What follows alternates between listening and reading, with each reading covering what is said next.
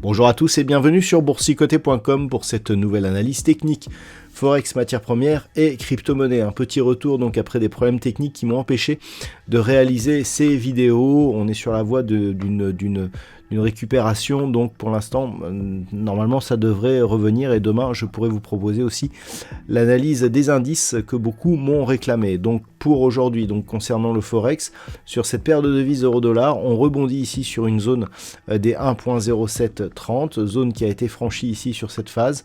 Donc on a eu ici un signal de retournement, hein, la rupture de la zone des 1.05 à la hausse a validé un retournement de la tendance majeure. C'était un petit peu la zone que l'on testait ou que l'on observait juste lors de mes dernières analyses.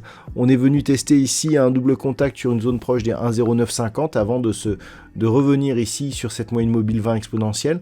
Donc ça reste haussier puisque pour l'instant on a une attaque ici bol supérieur avec retour sur les moyennes mobiles qui semblent agir comme zone de support. On est qui plus est au-dessus de cette zone des 1.0730, donc tant que c'est le cas, on peut continuer à regarder vers le haut donc sur cette paire de devises avec comme objectif eh bien, les points hauts que nous avions ici, à savoir ici un niveau intermédiaire à 1.10 puis 1.1090, voire ici cette zone de points hauts ici à 1.1215. On peut observer d'ailleurs au niveau des volumes que nous avions des volumes nettement supérieurs à la moyenne sur cette phase d'accélération, beaucoup plus que lorsque nous avons eu la phase de consolidation. Donc ça, ça irait plutôt dans le sens d'une dynamique de fond qui reste haussière sur cette paire de devises. Sur la paire de devises livre sterling contre dollar américain, on est là aussi sur une poursuite de mouvement haussier. Après ce contact ici sur la bande de Bollinger supérieure, nous avons une phase de consolidation horizontale.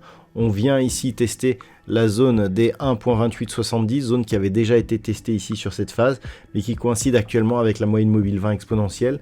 Il n'y a quasiment pas de mouvement de consolidation sur cette paire de devises. Donc on voit ici que cette zone a déjà été résistance, hein. Je parle bien sûr de la zone des 1.30, donc elle peut être effectivement difficile à franchir, d'autant plus qu'il s'agit d'un seuil assez psychologique. Si son franchissement était validé, on pourrait retrouver des objectifs ici sur ces zones 1.3270, voire ici 1.3420. Ce seraient les prochains objectifs court terme de cette dynamique. Point de retournement en cas de rupture ici de cette zone des 1.27 sur cette paire de devises livre sterling contre dollar américain. Sur le métal jaune, nous sommes toujours ici dans une dynamique bien haussière avec un nouveau plus haut significatif sur le métal jaune aujourd'hui. Alors peu avant, je dirais mon arrêt technique, je vous avais indiqué un objectif possible ici sur la zone des 3026 $ l'once. Cette zone était liée ici à une extension de Fibonacci sur la précédente phase de consolidation. On retrouve ici 3026. Cette zone, eh bien, elle a été atteinte. Elle a même joué ici un petit peu un rôle de, je dirais, de résistance, même s'il a été un peu enfoncé. Et puis il semble que l'on veuille repartir à la hausse aujourd'hui. Alors c'est très intéressant puisque on est largement au-dessus des moyennes mobiles.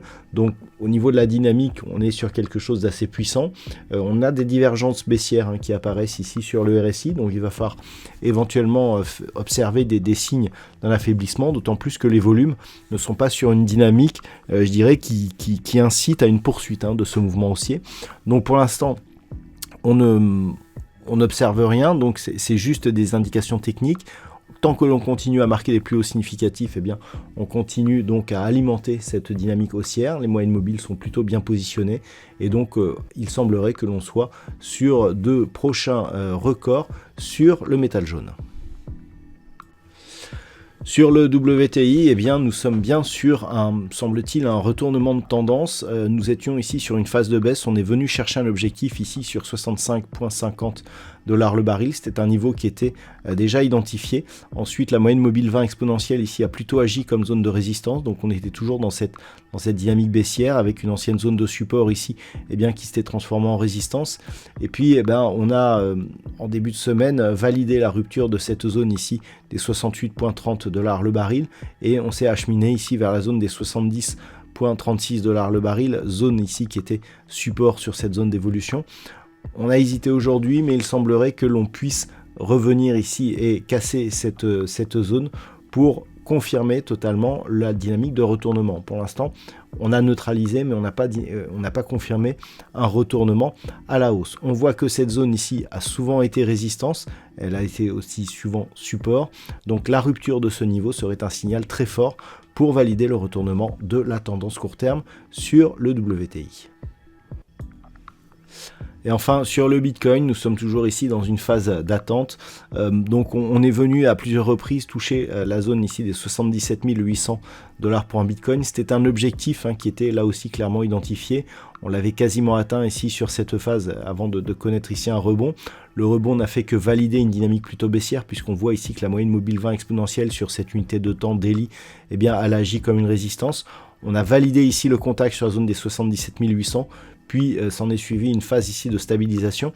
Cette semaine, il semblerait que l'on revienne sur une configuration un peu plus positive sur les bitcoins, mais aussi sur d'autres crypto-monnaies, puisque l'on évolue désormais au-dessus de la moyenne mobile 20 exponentielle. Il faudrait ici une cassure et un contact sur la bande de Bollinger supérieure et une cassure de cette zone intermédiaire des 89 100 $ pour un bitcoin pour commencer à avoir des signaux d'un éventuel retournement, mais ce n'est qu'au-delà des 92 000 $ pour un bitcoin que l'on pourrait avoir de vrais signaux positifs et donc plutôt puissants pour essayer de revenir ici sur cette zone record, donc au-delà des 100 000 $ pour un bitcoin, avec donc pour l'instant une dynamique qui semble vouloir sortir de la baisse mais qui n'est pas encore confirmée sur un retournement haussier. Voilà donc ce que l'on peut dire sur l'analyse technique de ces principaux actifs de marché. Je vous souhaite de passer une très bonne soirée. On se retrouve dès demain pour d'autres analyses techniques, toujours sur le site boursicoté.com.